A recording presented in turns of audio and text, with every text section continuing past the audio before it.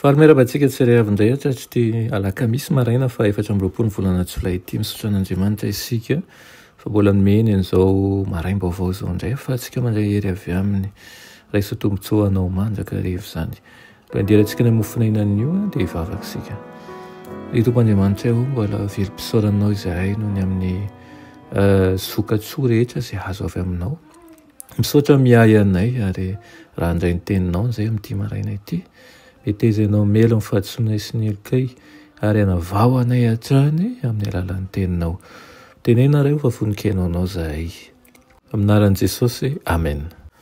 Raha teny mofinainantsika androany dia manao hoe tsy manameloka fa mifona ho an'ny hafa. Ilay amin'ny Hebreo 2:7 manao hoe koa amin'izany dia miendrika mba atao tahaka ny rahalahiny amin'ny zavatra rehetra izy mba hampisorona be mamindra fo sy mahatoky ny amin'Andriamanitra mba hanaovany fanavotana noho ny iloky ny olona. Amen.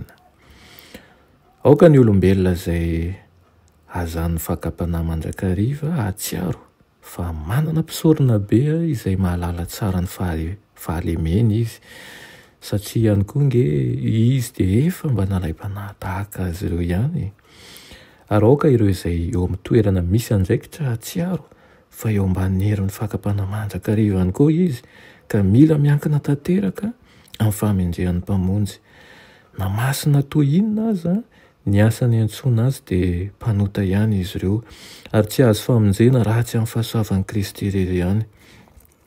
Tsy maintsy hijoro eo anatrezan'ny seza fiandrian'Andriamanitra izy indray androany na voavonjy tamin'ny rano zanak'ondry na voaheloka amin'ny famaizana natokana ho an'ny ratsy fanahy.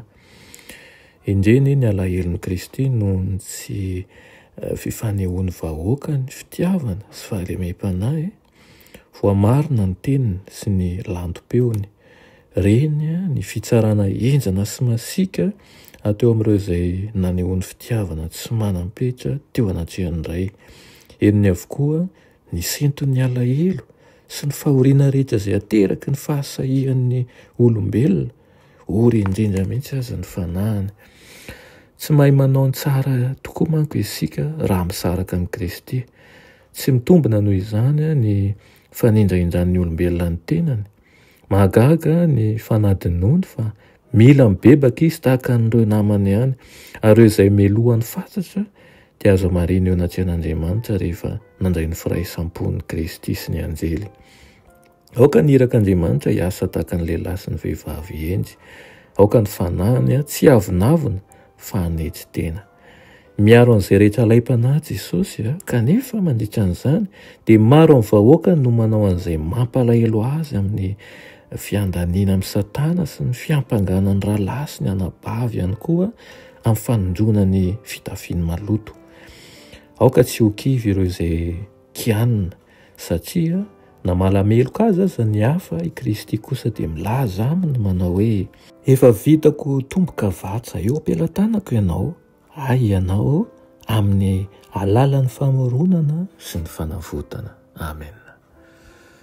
Tombo malala tianay eo misaotra anay ianao mbola mankahery anay ary manome toky anay mandrakariva fa anao zahay ampianaro izay anana fanatsetena lalina ary andeha eo ambany fahendrenao meteza ianao androtraka ny fanainao masina aminay ka ahafahanay mandeha araka ny sitraponao fa tsy araka ny fanirianay. Anaran'i Jesosy. Amen.